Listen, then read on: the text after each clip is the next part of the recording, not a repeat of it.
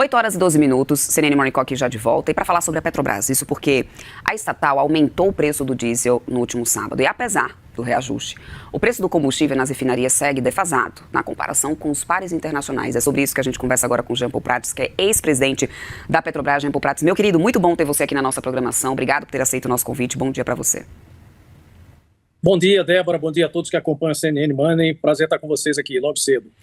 Vamos lá, Jean Paul Prats, na prática, o que significa realmente essa defasagem do combustível para a gente entender o peso dela nesse momento e quanto que tanto a Petrobras como as distribuidoras independentes conseguem segurar ainda dessa defasagem? Porque mesmo com esse reajuste que foi anunciado, a gente ainda não consegue ver essa defasagem sendo zerada, ou seja, o impacto, inclusive, deve ser menor para o preço, para o bolso do consumidor, por causa dos pacotes de medidas do governo, mas a defasagem ainda é muito expressiva. A percepção que dá é que esse reajuste que a Petrobras deu foi mais com um tom de tipo, olha, estou fazendo alguma coisa do que não estou fazendo nada. O que exatamente representa essa defasagem? Você que tem essa sua experiência, já tendo passado pela direção, inclusive, da estatal.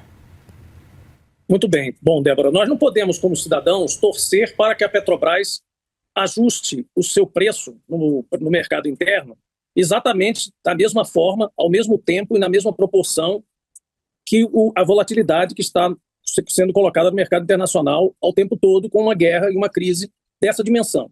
Nós estamos diante do maior choque de oferta de petróleo dos últimos 50 anos, não é pouca coisa. E ao longo desses mesmos 50 anos, e até um pouco mais, o Brasil, e a Petrobras teve muito papel nisso, correu atrás de ser autossuficiente em petróleo e de construir um parque de refino que seja capaz de abastecer a maior parte do mercado nacional, sendo que nós ainda temos um pequeno déficit de 20%, 25% a 30%, dependendo da época do ano, do nosso abastecimento de diesel, especificamente de diesel. Portanto, nós temos uma situação que nos permite, como economia, como país, como um todo, estar eventualmente, um pouco filtrado em relação a esses impactos de vulnerabilidade lá de fora. Então, a Petrobras fez o correto. O governo também fez o correto, porque não interferiu na Petrobras, ou seja, não impediu que ela fizesse o ajuste que fosse necessário agora, diante de um novo patamar, e eventualmente não impedirá também que faça outro ajuste, se for necessário.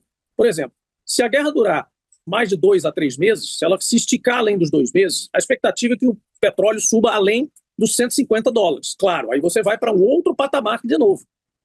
O que o governo fez? Ele usou política pública. Ele abriu mão de impostos federais, que não fazem tanta diferença no orçamento, quanto fariam o ICMS, por exemplo, no bolso dos estados e municípios. Então, ele não obrigou os governos, como medidas anteriores que foram tomadas, a zerar os impostos, provocando outro tipo de crise interna.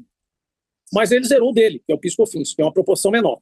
E ele colocou uma subvenção, ou seja, a gente está pagando com dinheiro, ou seja, da política pública, não da Petrobras, para que os importadores tenham interesse em trazer para o Brasil diesel e para que os exportadores de petróleo também tenham interesse em manter o abastecimento das refinarias priorizado. Não quer dizer que eles fossem simplesmente todos vender para fora. Mas isso é uma medida importante nesse momento e é uma medida temporária, que é o imposto importador, o imposto de exportação. Então, essas medidas, elas somam em torno de 64 centavos para baixo do preço do diesel. E o aumento da Petrobras adiciona 38. Então, para baixo 64, para cima 38. Isso significa que, em tese, na bomba, hoje, do diesel, nós não deveríamos ter nenhuma variação para cima. E se tiver alguma variação para cima, ela tem que ser explicada aos órgãos de defesa da concorrência por que aquela variação ocorreu. Porque na base, no preço da refinaria, não houve alteração. Pelo contrário, houve até uma diminuição. Então, essa é uma medida soberana de um país que tem autodefesa contra a volatilidade numa crise internacional como essa. Esta não é uma situação normal. As ações da Petrobras e aos acionistas da Petrobras, o que deve se dizer? Ora, como eu dizia quando era presidente, ser sócio do governo brasileiro tem bônus e ônus. O bônus é que você está sócio de uma coisa sólida, de uma empresa extremamente sólida, competente, tecnicamente a mais competente para tirar óleo, por exemplo, do offshore, e extremamente segura. Agora, eventualmente, você pode passar por períodos em que você tem que dar sua contribuição como empresa estatal também, que tem controle do Estado, para a estabilidade da economia como um todo do Brasil. Veja a garantia que a gente tem agora de dar saltos de competitividade, tendo em vista essa relativa proteção que a gente tem. Também não quer dizer que a gente vai ficar desgarrado do mercado internacional totalmente. Tanto que houve um aumento, Pois é, mas aí esse ajuste, Prates, e pela tua experiência, foi na magnitude correta? Assim, eu entendo que realmente, e aí, né, eu acho que esse é um recado muito importante, né, do que você traz nesse momento, de explicar essa questão da paridade, né, da proteção, inclusive, nessa formação de preço agora da Petrobras, dessa volatilidade num cenário como esse de guerra, diferente do que acontece com os Estados Unidos, que a gente já está vendo gasolina disparar na bomba e de forma imediata, porque eles têm uma outra forma que já repassam imediatamente. Ok, mas até que ponto a Petrobras consegue também, as distribuidoras independentes, sustentar uma disparidade, uma defasagem representativa, porque esse reajuste vem, mas ele ainda representa uma defasagem grande, de pelo menos mais de 50%. Até onde as companhias aqui no Brasil conseguem manter isso? Veja, o petróleo, como eu disse, esse cenário, ele está oscilando demais. De ontem para hoje já abriu a 104, 106 dólares o Brent, e o WTI, que vai um pouco mais baixo, está a 100. Né? Então, agora, veja bem, duas coisas importantes. Você falou de produtores independentes e falou de distribuidoras. Para as distribuidoras, a margem é a mesma. Não faz diferença nenhuma. O petróleo na origem não subindo, o diesel na origem não subindo, o que ela vai fazer é levar o diesel da refinaria para os postos de gasolina. A situação para ela da guerra não muda nada. Não tem por que mudar. Não tem absolutamente mudança de cenário nacional nenhum. Se tivesse havido uma intempérie no Brasil, um mega furacão, uma mega tragédia, aí sim, porque as estradas estariam quebradas ou algum processo lá na logística, etc. Mas não afetou nada. Então continua business as usual. Não tem que mudar nada. A margem está lá e o governo assegurou que o preço na origem ficasse, na pior das hipóteses, estático. Então, para as distribuidoras, não muda absolutamente nada, a não ser, eventualmente, as que importam diesel, terão que negociar o processo, mas aí a subvenção está ajudando esse processo. E se houver necessidade de ajudar mais, talvez o governo considere ajudar mais. Então, é uma questão de conversa e de diálogo com o setor. Mas, de partida, o governo acerta. Em relação aos distribuidores independentes, aos produtores de petróleo e a própria Petrobras como produtor de petróleo, ora, a receita aumentou simplesmente 100% com a crise. As petroleiras internacionais estão lucrando como nunca. Porque o barril estava a 72 e foi a 100. E em alguns momentos foi a 120. Então, a sua receita, do nada, porque você não tem nada a ver com a guerra, não tem nada a ver com o que aconteceu lá, duplicou. Então, você ter um imposto de exportação num momento como esse, eventualmente é uma captura de uma receita extraordinária que era completamente inesperada por esses operadores. Então, isso, de uma certa forma, compensa. Claro que nós vamos ter que acompanhar o processo, como eu disse, ao longo das próximas semanas, e dos próximos meses até, porque tem decorrências dessas instalações que foram perdidas na guerra, etc.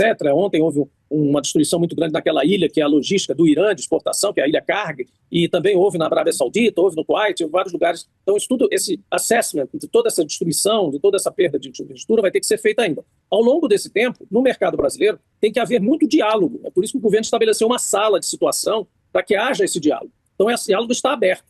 Qualquer dificuldade em qualquer segmento, hoje, por exemplo, chega a Brasília, eu estou em Brasília hoje aqui, e chega aqui uma delegação justamente dos produtores de petróleo brasileiros, produtores independentes, provavelmente com a Petrobras junto, para discutir a questão do imposto de exportação. Então eles vão fazer uma avaliação com o governo também sobre essa situação. Então, esse diálogo é importante que aconteça. Além dessa pauta, Prates, você acredita que a questão de abastecimento também deve ser uma pauta debatida? Eu te pergunto isso porque a gente já tem entidade do setor alertando, né, para o risco de, se as importações continuarem travadas, a gente ter algum tipo de falta de diesel nas próximas semanas, até porque a gente sabe que a gente é um grande produtor, mas a gente ainda tem uma dependência, né, de importação. Isso, na tua visão, faz sentido?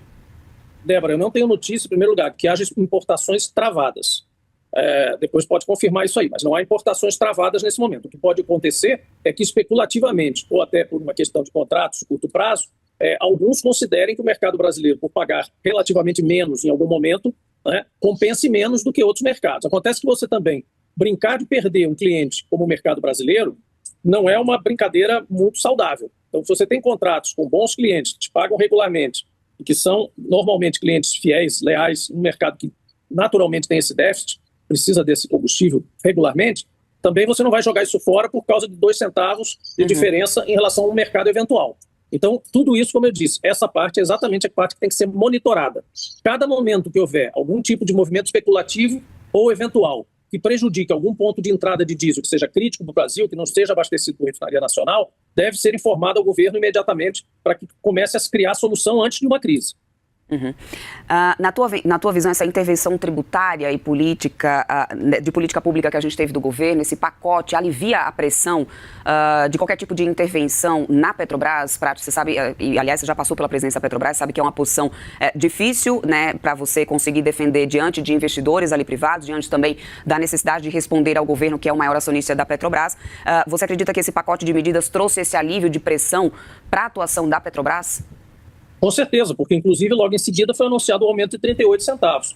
Eu, quando estive nessa posição, eu tive a missão mais difícil de todo esse novo governo, que foi anunciar uma nova política de preços que saísse daquela paridade de importação, que era absurda para um país autossuficiente em petróleo e grandemente refinador, onde a gente aplicava na bomba para o consumidor, a tempo real, e ao mesmo tempo que acontecia lá fora, toda a volatilidade do preço internacional, inclusive dos combustíveis. Ou seja, a gente praticou durante algum tempo aqui no Brasil, durante os governos mais precisamente Temer e Bolsonaro, nós praticamos preço na bomba, que eram o preço do diesel em Roterdã, o preço da gasolina do QAV em Roterdã, mais as despesas colocadas no Brasil na porta de uma refinaria brasileira. Isso é paridade de importação, não era paridade internacional, era paridade de importação.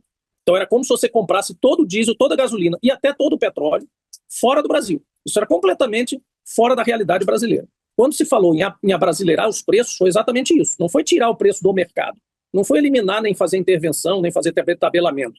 Foi simplesmente considerar elementos brasileiros também no preço do mercado brasileiro.